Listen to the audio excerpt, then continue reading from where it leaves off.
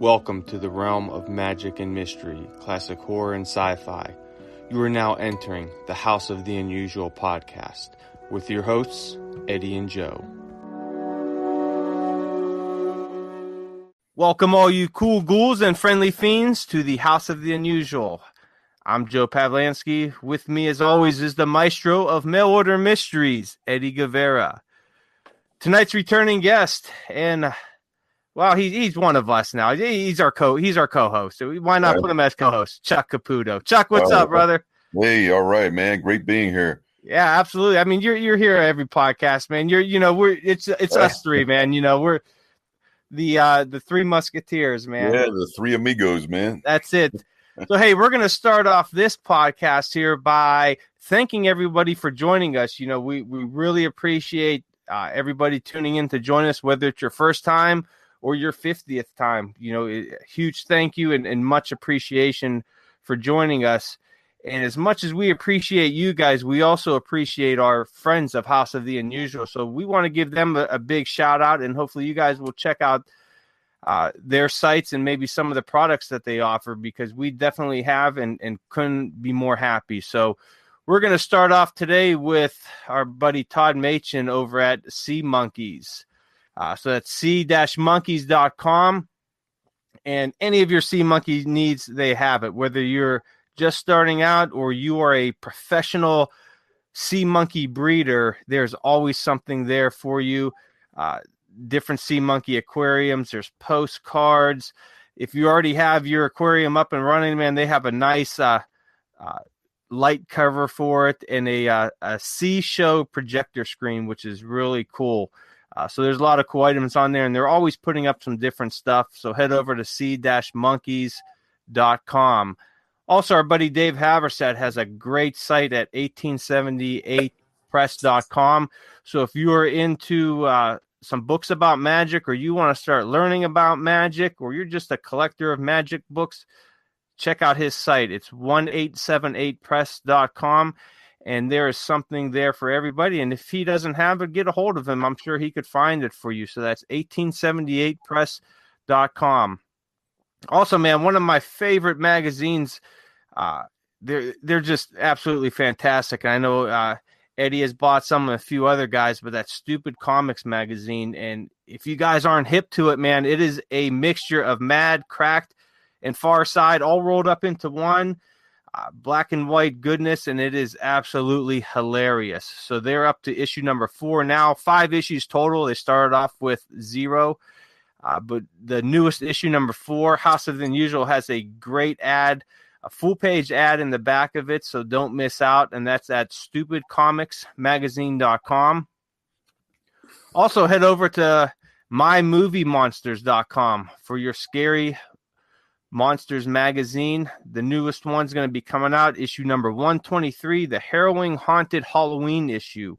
It's up for pre-order, should be shipping out in late September. I do have an article in there on the Poltergeist movie, the original. There's other movies covered, such as the Amityville Horror, The Haunting, The Innocents, The Uninvited, and a whole ton more. And just like last year, this cover is going to be fantastic. It's a glow-in-the-dark cover, so when you charge it up under the sun or bright lights and then bring it into a dark room with the lights off, hidden ghostly images will be revealed on the cover that you can't see in the regular light. So definitely check that out at mymoviemonsters.com. Issue number 123 is up for pre-order, and you can find all the back issues there as well. And our co-host, Chuck Caputo, man, he got some great magic videos online on YouTube. It's under his wife's account, Sherry Caputo, and that's Cheri. And check out his videos there. They're about 4 to 5 minutes long, and they are great. It showcases his horror magic, and you won't be disappointed. They are absolutely fantastic. Most of the stuff he's made himself, and they're great videos. So check that out. And while you're on House of the Unusual, so subscribe to both of the sites, give our videos a thumbs up, and keep coming back, because there are videos going up weekly. Also, houseoftheunusual.com, and that is our main site. We have a forum there, a blog, all kinds of cool stuff going on there. So at the forum, it's free to sign up. and you could meet with some like-minded people. There's always collections being shared. People are talking about movies, anything to deal with novelties and collecting comic books. It's all there. So head over to houseoftheunusual.com, join our free forum, and start interacting with some people, man. It's a great time. All right. Also, it is time for our Crypt of Classics movie of the week. And let me see if I could find it here, my little write-up. All right.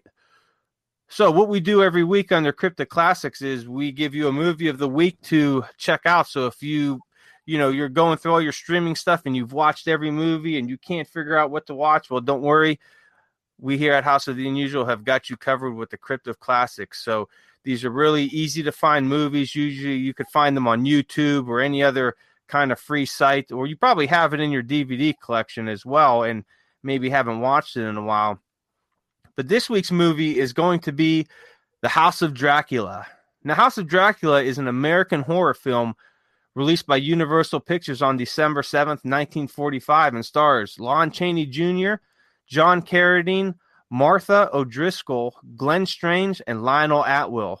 The film was directed by Early Kenton, produced by Paul Mavrin, while Edward Lowe provided the screenplay. It has a runtime of 67 minutes and stars all your favorites, Dracula, the Wolfman, and Frankenstein's monster, all in one movie. If you've never seen it, this is one that you shouldn't miss, man. It is a great black and white movie, and it's perfect for the Halloween time. And so all those Universal pictures are great for this time of the year. So if you haven't seen them in a while or you never seen them, this is a perfect time. So House of Dracula is our movie of the year, and it hails from 1945. So, all right, gentlemen, what is going on? Chuck, what's going on in your neck of the woods? All right. Hey, I'm keeping busy. Whoop. I'm getting a little bit of feedback. Let me lower it. Does it sound a little better here? Yeah, it sounds good on my end. Okay. But yeah, keeping busy, doing a lot of shows. You mentioned the horror videos. You know what? I'll be putting a one video out per year around Halloween time, and it's just about due.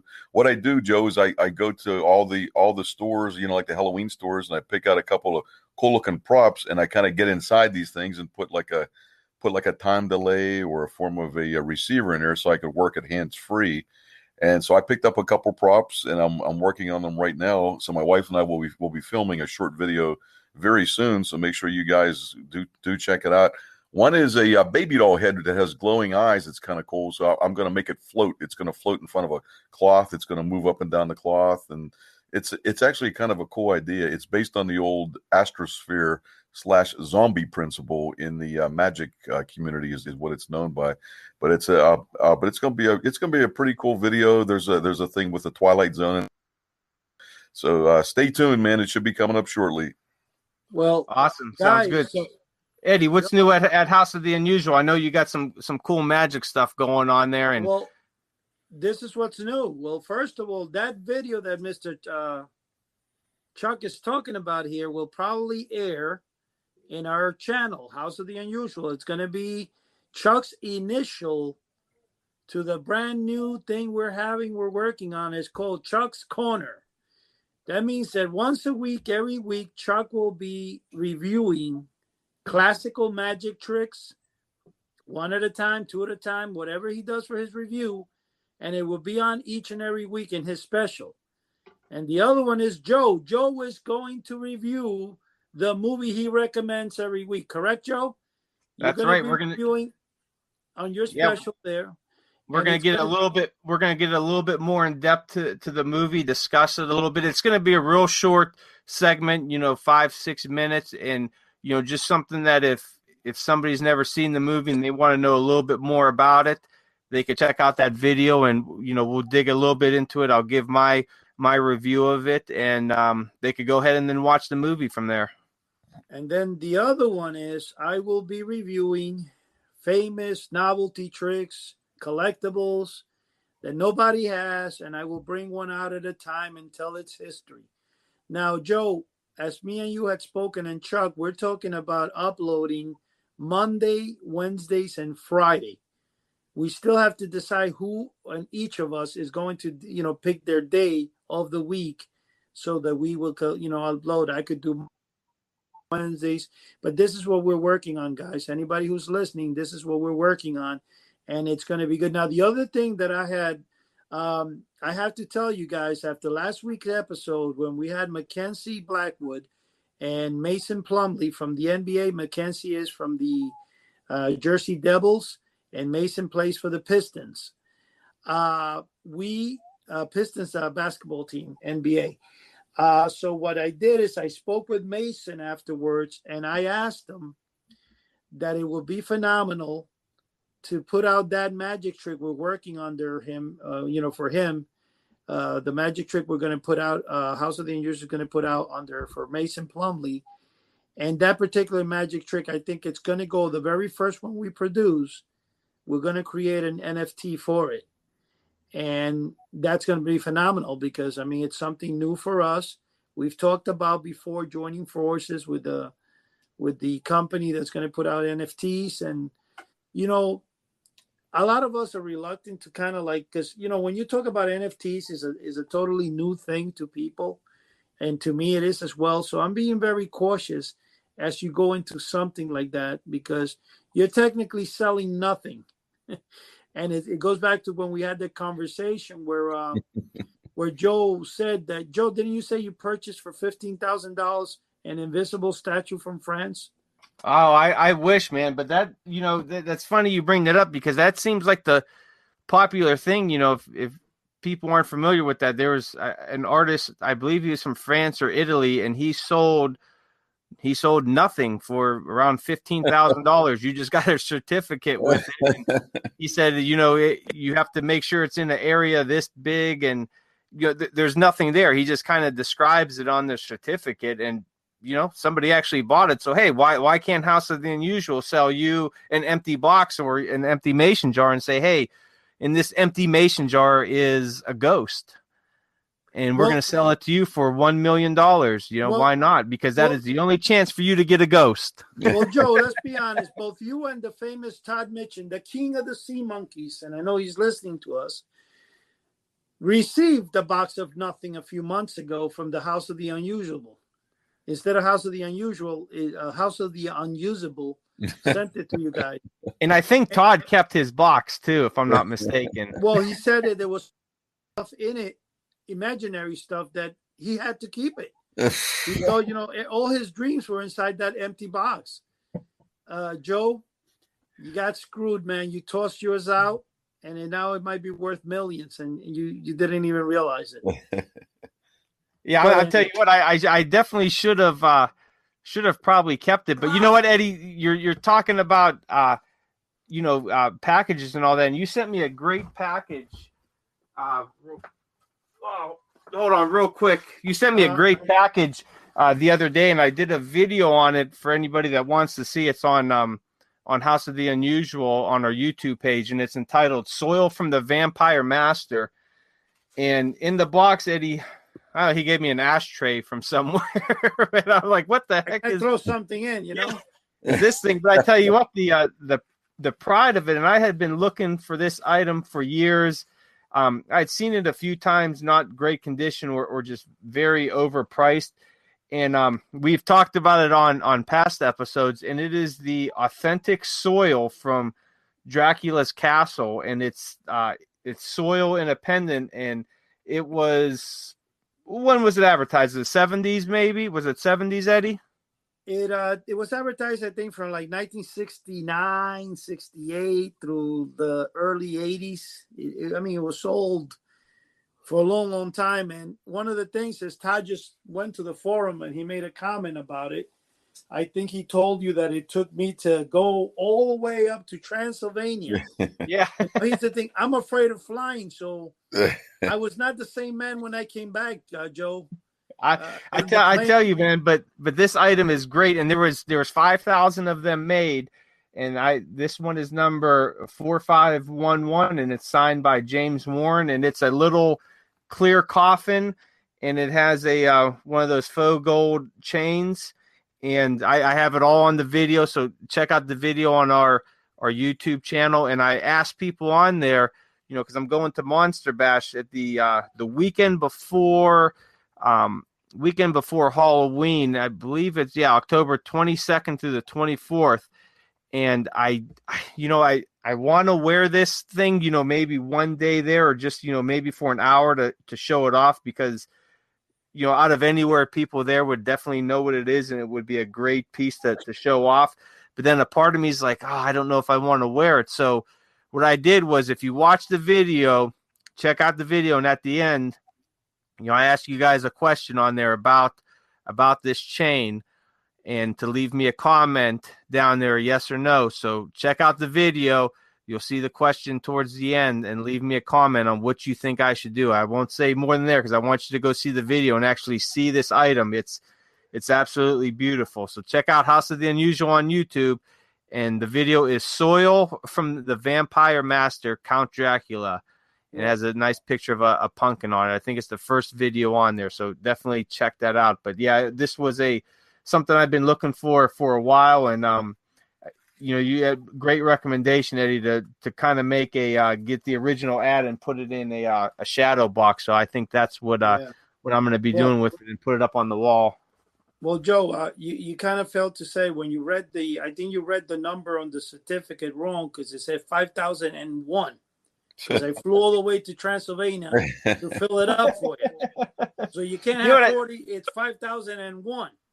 So, I got to actually wonder if this is, I've looked it up before, and there's never really any concrete answer, but you got to wonder, is this actual soil from there, or did the people, from the Warren Publishing Company just go in the back lot and get, a bucket of soil and said, we're going to put it in little containers and say it's from Transylvania. Joe, I got the plane ticket. Says Transylvania on it. So I think it says Pennsylvania. Yeah, but it probably comes from Pittsburgh, Joe. Yeah, it's probably from Pennsylvania. Yeah, probably from Chuck's backyard. He had something to do with it. He was given here's a bucket of sand and from Transylvania. I promise you it's from Transylvania. And they said, we're going to take your word for it. I got a little bit of bad news, though. I didn't realize how that happened. But, I mean, hey, that's what happens when you're trying to jiggle a couple of balls in your hands and juggle.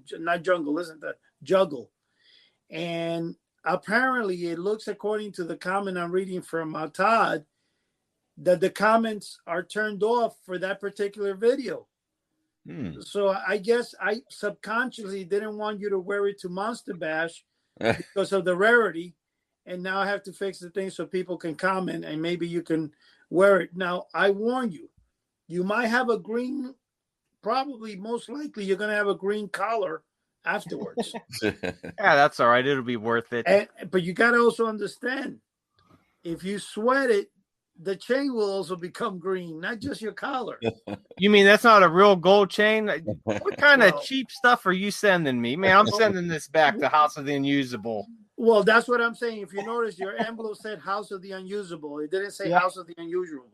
It said House of the Unusual. It's got more standing, Now, I tell you what, but that was a great item. I've been looking for that for years, and I haven't been able to find a decent one at that was in nice condition or for a good price. And it says that they made 5,000 of them, but you got to kind of wonder, did they actually make 5,000, or was that another marketing gimmick? We always talk about with these novelties, the marketing gimmick and all that, and could that be a marketing gimmick where they only produced 20 of them and said, hey, if these sell, we'll kind of make them on order 20 at a time. But you got to wonder, did they make 5,000 of them and actually number the certificate? So I wonder, is there a number 1 out there, or is there number 5,000 out there? Well, do you know anything about the history of it, Eddie?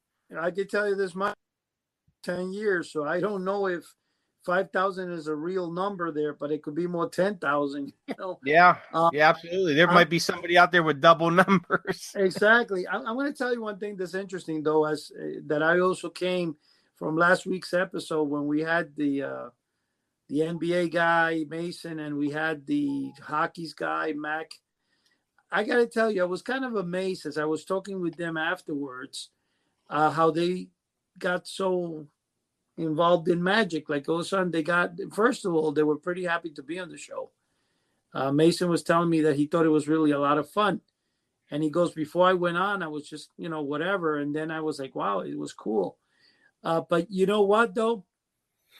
What I think most important that I wanted to bring up to the attention is the fact when we had spoken about that, the famous movie you mentioned, Joe, 2 weeks ago, where you said, guys, watch The Old Dark House. And now here's what I want to bring up about. I think about 10 or 15 years ago, I was in Staples and I was printing, I guess, one of the posters. And I came across this lady that was there, and she was selling on Etsy. And she goes to me, hey, why don't you try selling those posters on Etsy? And I said, what is Etsy? And she goes to me, hey, Etsy's like eBay. But so I started going on Etsy, and I started making a pretty good amount of sales. And I got a letter or an email from one of the customers in Etsy, and she goes to me, hey, do you have the photograph that I'm about to send you? Do you know where I can get this poster? And she sends me the photograph of this old house, or the old dark house. And it shows the blonde female where she's opening the door, and there's a monster hand coming behind her. I had no idea that monster hand was the Boris Karloff when he acted as the butler in the film. And he also acted where he was dumb. And it's kind of funny because it made me think of two things. When Boris Karloff was asked to do Frankenstein, I'm sorry, not Boris Karloff. When Bela Lugosi was asked to do Frankenstein, he turned it down because he thought that he didn't want to play the part of a stupid brute, Yeah, he wanted to have Yeah. more dialogue. More dialogue. And yet in the dark old house. The Old Dark House. The Old Dark House. Okay, so boy, I'm screwing up that title real bad. The Old Dark You House. you know what, Eddie? We talked about this on the last podcast. You need a secretary. Yeah. You need to find someone that follows you around with a notepad and a pen and a recorder. So that way, since you got a million things going on, you need a secretary. Or take better notes. Yeah, definitely. But the thing I was telling you guys, I take your advice on that, man. I think I'm overloaded with too many things at one time. But anyway, the Old Dark House, when I found out it was Boris Karloff, I'm like, wait a minute, I didn't know Boris. But talking about Bela Lugosi not taking the part in the film, Boris Karloff, by him, I guess, not being too picky in what he took, because the part that he played in that dark old house as a butler that's supposed to be dumb, he's not even talking. It was a very simple, I guess, third-rate actor kind of a part that he took. But yet, by him doing that, when he took on Frankenstein, he became more popular than Bela Lugosi over time. Yeah. But you know what? And I think you guys could agree with me on this, that if you have an actor that has no speaking parts or very minimal speaking parts, mm-hmm. and they're a good actor, they could portray that character better than some people would if it had a speaking parts, because they really bring that character. Like Karloff brought Frankenstein's monster to life. He brought he brought Morgan to life in the Old Dark House with very minimal speaking parts, and I mean, it was just fantastic. You wouldn't want them to have any more speaking parts. I think that's just a credit on actors like that. And I always thought it was very sad that Lugosi passed up the role of Frankenstein, which I don't think he would have been a very good Frankenstein's monster. No. I think Boris Karloff, he is the quintessential Frankenstein's monster, but he played that role fantastic with just grunts, and he brought that character to life, and you thought it was a real character, and you felt bad for the character. Yeah, he was great. I mean, that's just a credit to their acting ability, man. I love it. I love when people could do that. I agree, Joe, but I got to tell you one thing. When you say words, as Morgan, all he did was yeah, and it was only one time, But let me tell you the story about what I was telling you. So the lady writes me and she says, hey, I want to know if you have this poster. And I said, no, but I could probably blow it up. So she sends me, I don't know where she got a high resolution photograph of that particular thing. And I blew it up to 6 feet wide by 5 feet tall. Okay. And it was, of course, a horizontal picture.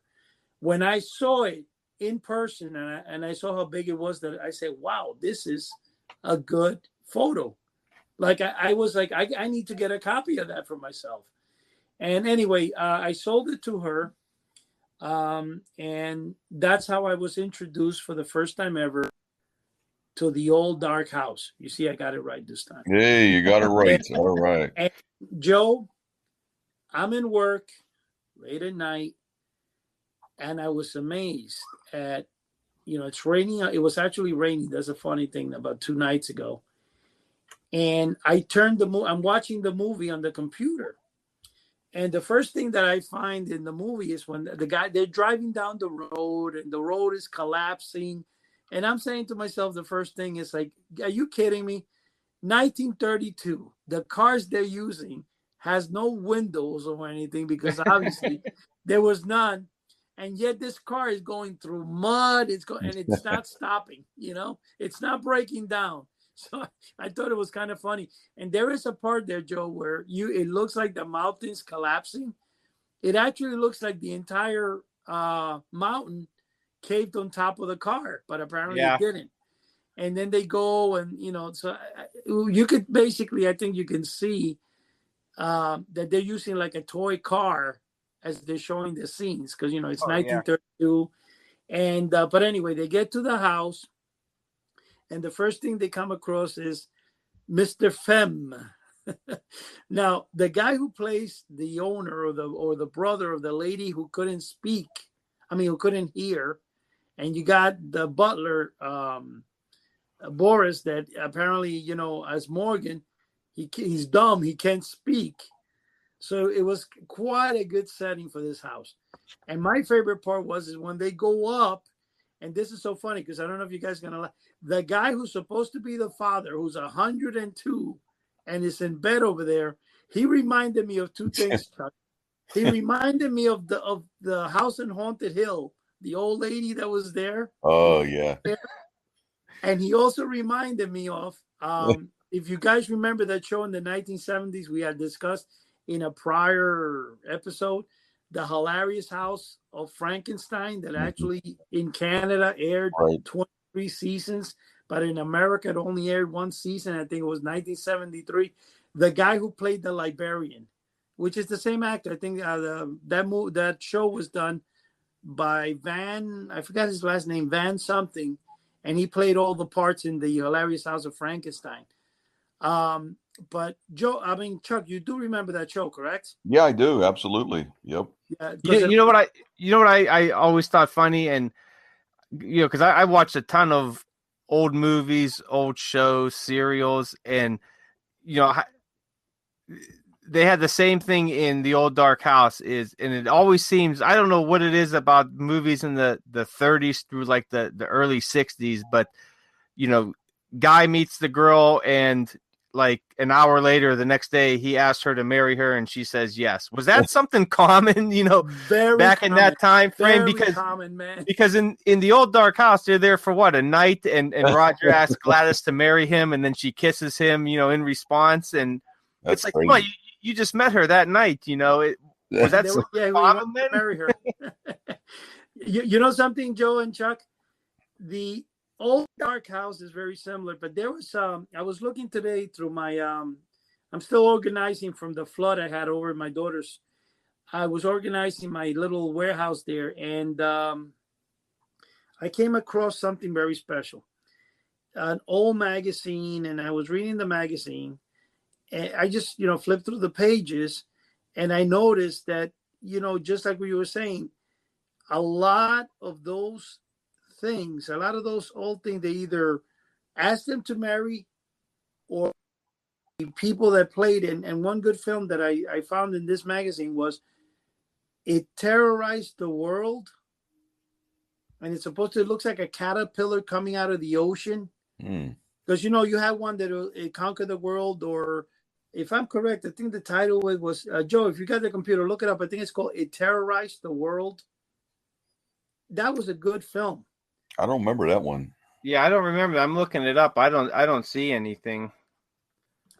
Well, that particular film was phenomenal.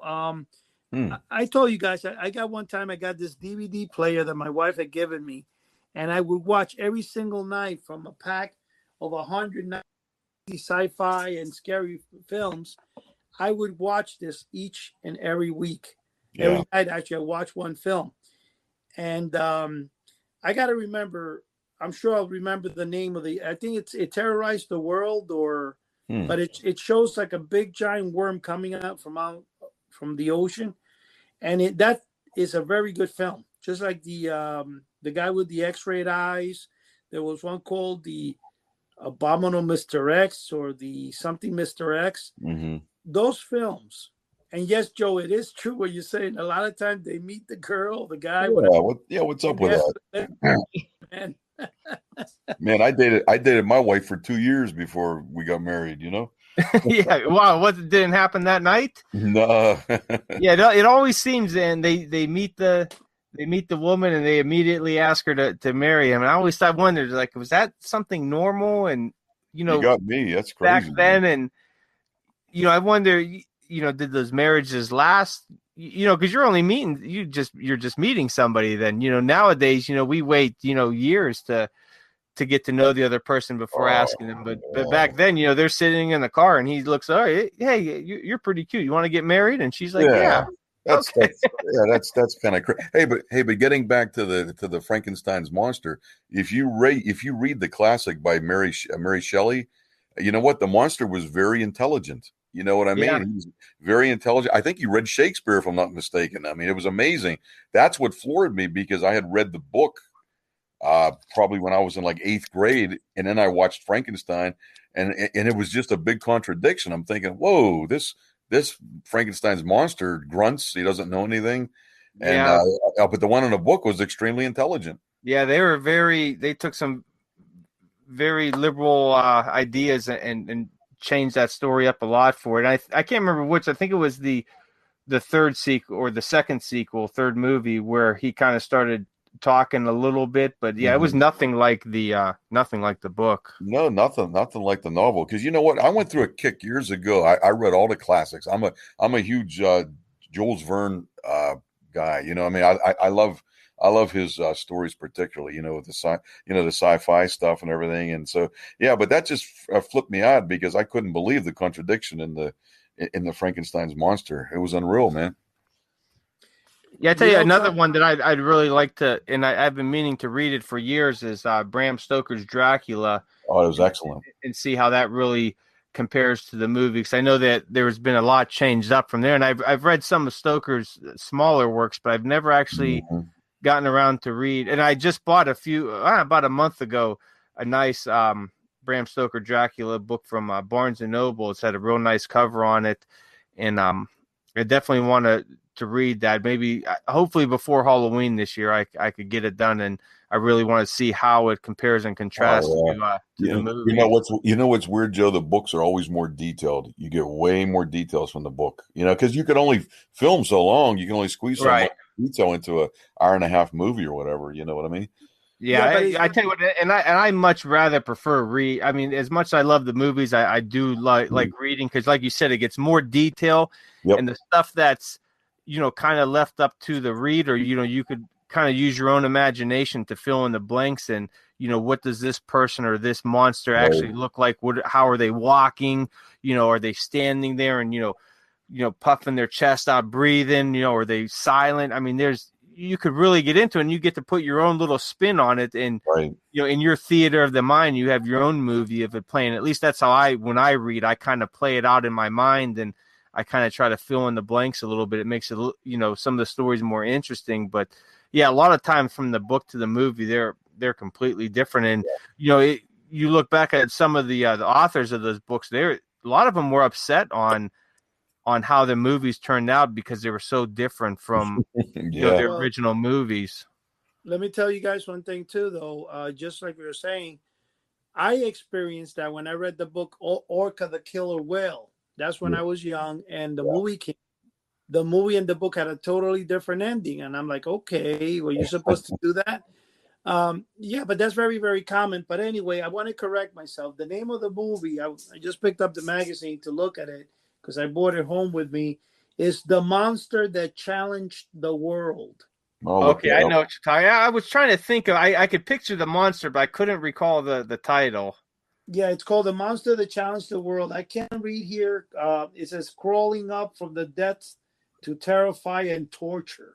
Yeah, that's Uh, where what at the end of the movie he uses like some kind of nitrogen thing to freeze the monster. I believe so, but that's a Yeah, really good in the film, Joe. lab. What's that? That's a very good film. And Oh, in fact, I tell you what, that monster's spooky. You got the big bulging eyes and the two what are they? Two like claws on the mouth. I mean, it that's was like a giant caterpillar. yeah. I mean, yeah, that was a freaky movie. Yeah, the ending of it where they're in the laboratory and the monster's in there and the little girl comes in and the guy rips that I think it was what's the stuff that freezes real quick? Is it nitrogen or something like that maybe? I think it was nitrogen. I don't quite Yeah, remember, he but you know, pulls it off of he pulls the pipe off of the tank and he sprays the monster and freezes it. But that's a hugely popular movie clip right there. Yeah. it is. But you know something though, when you look at, and this is again, and I tell people, the 1940s and 50s horror films, especially like this one that says The Monster That Challenged the World, and then there's the Mr. X. I think Mr. X, if I'm correct, that was one that was based on an alien comes into the earth and overtakes a body of a man. And he's walking around with this briefcase and he's got like a deep voice. The films, I know that not the graphics, the CGI, not CGIs, of course, because that CGI I didn't think existed. They're very well like ancient on their days. They're very simply done. The effects are really, barbaric, but the storylines are very good. Mm-hmm. And some of those, like this one, for example, The Monster That Challenged the World. If you look at the setting, it's kind of very close to The Creature from the Black Lagoon, Mm-hmm. which is an old-time classic. And you know, Yeah, both that monster comes out of the water. Yeah, and it's a weird. I tell you what, for that time, man, special effects were absolutely fantastic to get something like that because I'm sure there was a lot of play with the camera and Oh yeah, using different tricks to get the people to interact with the monster. I mean, definitely movie magic at its finest. Do you guys remember the Deadly Mantis? That was another film I remember watching, and that's kind of like a takeoff from Godzilla, King Kong. right. It had the same feeling. You know, they didn't change the aura of the film, I guess. When I'm saying the aura is the feeling and the portrayal and everything, but they did. But I liked some of those films. In fact, who doesn't like Indiana Jones and the Temple of Doom? The Indiana Jones movies are phenomenal. Unless I don't know if you guys don't like them. I love the whole series, but Sure. Yeah, absolutely. There was one in that same pack of films that I saw, and I forgot, but it was a female Indiana. Instead of being Indiana Jones, it was a female who played the part, and they did the same thing, looking for treasures and You talking stuff. about Tomb Raider? You know what? I don't think it was Tomb Raider. Tomb Raider was, wasn't that Angelina Jolie? Yeah, based off of a video game. Yeah, but she was like No, kind of the same no. thing, I think. No. This was more like Indiana Jones, and it was a female. I forgot the names of the film. They're two parts, and they're pretty long. From point A to point B. Mm-hmm. And I remember one also that's phenomenal was Deep Blue, which it has a guy and a girl. Girl's got a one-piece bikini, the guy and whatever. But the scenery that you have in the ocean, and especially when you put if you're sleeping on your bed and you have a 7 or 10-inch screen sitting right on top of your chest, and it's totally dark, it looks like you're watching a 100-foot screen. And I was thrown back by did two things. It was very relaxing for me, which I'm asking myself, why am I not doing that today again? Second, you get to watch so many films. It's crazy that you forget the names of the films. Yeah. But Yeah. But they're really great. The only films that were kind of like goofy was The Blob, because The Blob was kind of, and they remade The Blob, but the original. Oh, I love The Blob. That's one of my, because I remember watching The Blob. It used to always be on I believe it was USA Up All Night with when Oh, Rhonda Shear was hosting, and you're right. they would play the Blob all the time. And I even remember catching it sometimes Saturday afternoon matinee. They would have it on either TNT or USA. And man, I love the Blob. And I always remember, thinking like, man, that would be so weird to go in my backyard and there's this there's this blob back there, Oh, yeah. It would be really terrifying. But yeah, a few years ago at Monster Bash, I can't remember the gentleman's name. Sadly, he passed away a few years ago, but he was the caretaker for some of the original Blob items. He wrote a book on all the stuff, and I got a copy of it, and he signed it. But he had some of the original props from the Blob, and what a lot of people don't know, and which was amazing, is that everything was like done like very miniature. And then the camera, it was kind of what they call a forced perspective to make it seem like it was large. And I couldn't believe it. Like when the Blob's coming out of a doorway and he says, yeah, this is what they used for it. And it was like maybe a 12x8 piece of cardboard that looked like a storefront with the Blob coming through. And he said, yeah, people were just on the other side pushing it through. And it's they got the camera in the front, and you would never know. I mean, it was just absolutely fantastic. And then he had the jar there with the actual Blob prop that was still sealed up in it. And it was, he was describing what it was made of and everything. And everything about it's in the book that he put out. I'll have to, one of these episodes, I'll have to bring the book up and reference it. But it was absolutely fantastic. And it was amazing to see. And supposedly this year at Monster Bash, they're going to have the stuff there again. There's a new gentleman that's a caretaker of the item. So I definitely can't wait to see that. Because anytime you could see props from, classic movies is always I tell you what, Joe, back a few years ago, I remember reading, this is probably maybe 15 years ago or so, from the Time Machine, with Rod Taylor, they had that thing was vanished. I mean, they couldn't find that thing anywhere. The chair where the thing spun and you had the little thing you grabbed onto. It was on Big Bang Theory. yeah, that turned up in like a Goodwill somewhere in California. Really? Yeah, and somebody recognized it and they grabbed it for like $10. And my God! Yeah, that thing sold for, I couldn't tell you how many hundreds of thousands of dollars. So you never know what you're going to find. Now, do you remember that episode? Did you ever watch the Big Bang Theory?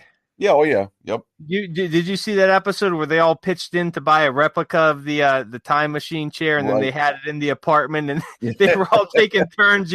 Everyone had like an hour apiece to sit on it and play. And oh, that was cool. Yeah, that was. I tell you what, that's one of my favorite books. Also, The Time Machine. That's a great thing.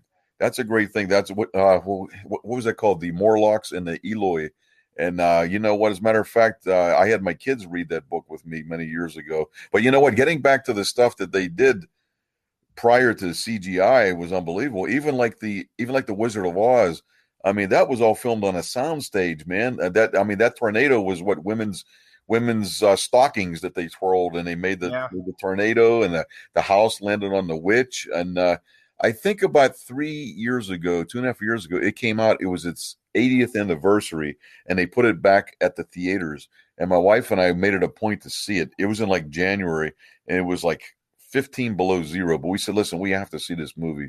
I tell you what, what's cool that you brought up Wizard of Oz is that at Monster Bash this year they're showing the movie. Oh, nice. And then right after the movie, Frank Dell'Istrito, he's a classic horror historian. He's doing I believe it's an hour talk. That would be on cool. The history of the Wizard of Oz. So I cannot wait because I love that movie. Margaret Hamilton's one of my favorite actresses. Oh man, I love it. And Joe, it was so cool seeing it when they brought this back for its 80th anniversary at the large screen in the theater. I would have loved to seen it on that. Yeah, because you know what? You miss things when you watch it on TV. I don't know what I don't care what size TV you have, but if you see it at the theater, I mean, it brings detail in that I did not notice. I was pointing out different things to my wife. I said, I didn't know this. I didn't know that. I never noticed it because it's so small on the TV. You know what I mean? And you know what's funny is that when I first seen the schedule for Monster Bash and they had Wizard of Oz on there, I'm thinking, why the heck would they have Wizard of Oz on there? And then I'm like, I'm reading the thing, and he said, well, there's many horror elements of it, and I mean, it's like stuff with nightmares on it. And I'm thinking of the movie, and I'm like, I never, I always just kind of thought of it as the Wizard of Oz, a fantasy movie. But when you're looking at the witch, you have flying bat winged monkeys, you have all this, the haunted forest. I mean, it is a horror movie. It could be considered, part of a horror movie. And I never looked at it that way before, so I'm very interested to. That would be cool. Those damn monkeys scared the crap out of me when I was a kid, man. I didn't. Oh yeah, those are things of nightmares, man. Wow. Yeah, and I saw they were pretty bad, man. I saw a couple outtakes, Joe. It was actually it was like pretty interesting. They had originally filmed a lot more that they cut, and one was where they were on the Yellow Brick Road, the Scarecrow, the Tin Man, and Dorothy and everything, and they were doing the jitterbug. Okay. Oh, really? Yeah, but they wanted that out because it would have dated it. You know what I mean? If you watch The Wizard of Oz, you really don't know what time era that comes from too much. You know what I mean? Yeah, really. And you know what? I have to get that on DVD because like I said, Margaret.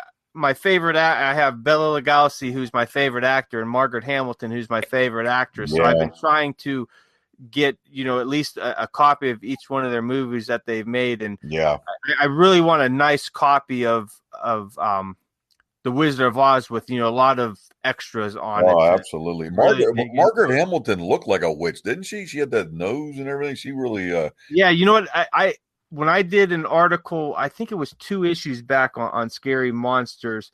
From in the maybe I need a secretary like Eddie because I'm forgetting what's the movie that William Castle did with the ghosts. Oh man, I need a secretary. Are you talking about the 13 Ghosts? Yeah, 13 Ghosts. 13 Ghosts. Yeah, sure. Yeah, so she played the housekeeper in that movie, and she was also like a psychic medium, witch. Okay. And she looked the part. She had her hair back. She was all in black. Yeah. And I had never seen that movie before. And when I watched it and I seen her in it, because I said, you know what, I'm not going to do any research on the movie. I just want to watch it first. Right. And then I'll do some research and then watch it again and take some notes. So I watched it and I seen her in it.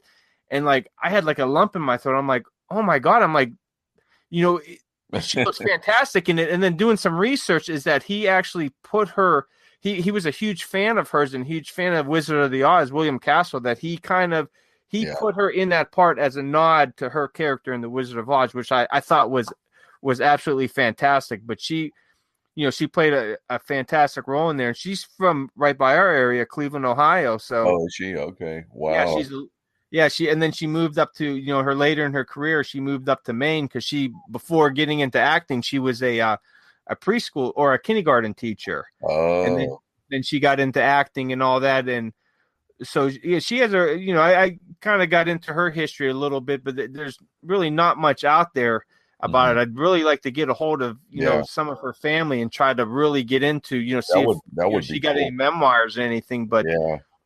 But it was her role was really, really good in 13 Ghosts. So if anybody out there hasn't seen it or missed her part, man, definitely check it out. Yeah. Hey, if you flash forward to the 70s, early 70s, maybe up to the mid 70s, now you may have not even been born then, Joe. I don't know, but Margaret Hamilton played on the Maxwell House commercials. Cora, remember? Yeah, Cora. Yep. Yeah, I should say good to the last drop. I remember watching it when I was a kid. Yeah, I seen. Yeah. Yep. Yeah, you could find those I've watched a few of them on YouTube. That was a little bit before my time. I was born in '80, so I think those all came out, before that. But yeah, you could still find them on YouTube, the commercials. Wow. She kind of had like a, she always had like a small bit in the movies, but she kind of had like a resurgence with that Cora role. Oh yeah, that was very popular. I saw those when they were new, Joe, when I was a kid in the '70s. The last drop, and there was another commercial where it's not nice to fool Mother Nature with the margarine commercial. I remember that. That was kind of. I remember that one. I don't think I've seen that one. Yeah, she said it's not nice to fool Mother Nature, and she raised her arms and thunder would strike. It was pretty good. But that's hard to believe, Joe. You were born in 1980. Oh my goodness! I graduated high school in 1982, so you were only 2 years old when I graduated. Oh man. Yeah. I'm feeling kind of old here, Joe. Joe, Yeah, that's all right. You born in guys the are wrong both old, time. and I'm still young. Yeah, but you were born in the wrong time. Hey, let me ask you guys a question, man, because we're talking about all these great films. One film that I remembered and stood up, and I just remembered it tonight: Curse of the Faceless Man. And one of the reasons this was like archaeologists find it's kind of like the thing from another world. They find this man, and in stone, and he comes to life. The guy who plays in that, I don't know if his name is Richard Anderson. Richard Anderson, yeah, he played And Dr. Paul Mellon. yeah, isn't he the guy that also played in the $6 Million Man? Yeah, definitely.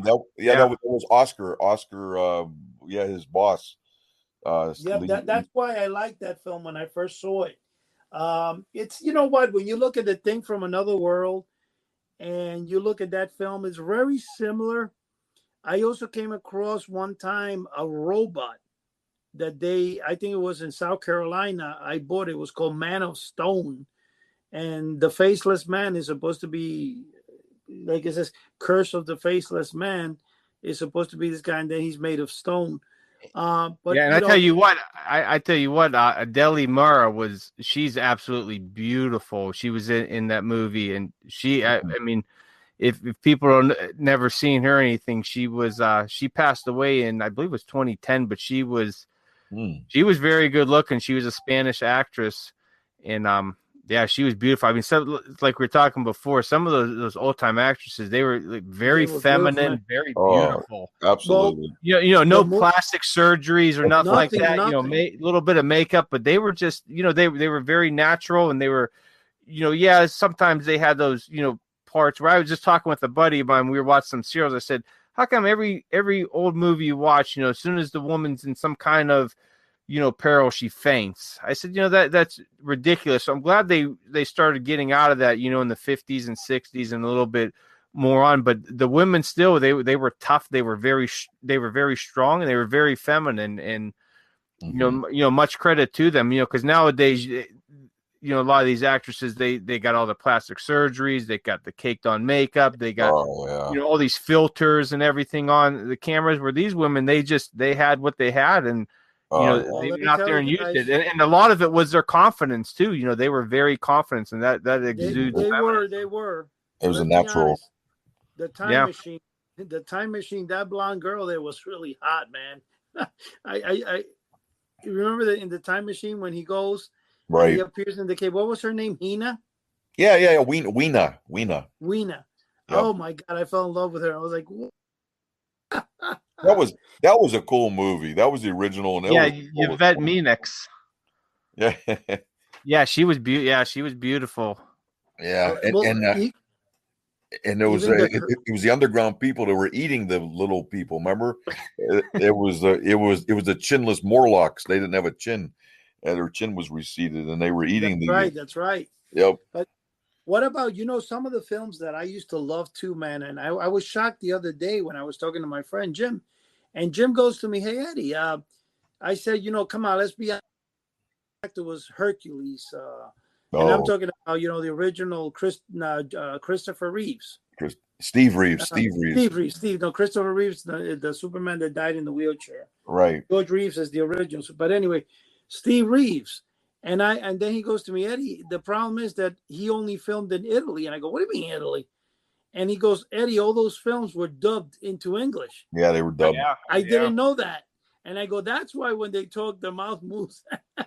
Yeah. I tell you what they did. If you really start looking into a lot of those films, 50s, 60s, and 70s, a lot of them were, dubbed from one language to another, or they wanted the actor or actress, but they didn't like their voice, so they would have another actor or actress dub the voice over them. And I found I was, watching some movies, and then I do a little research on it and find out that that's not even the actress's voice, and I'm like, but yeah, that was a very common thing that they did then. They wanted the face but not the voice. Let me ask you a question. Did they do that in Curse of the Demon or Night of the Demon?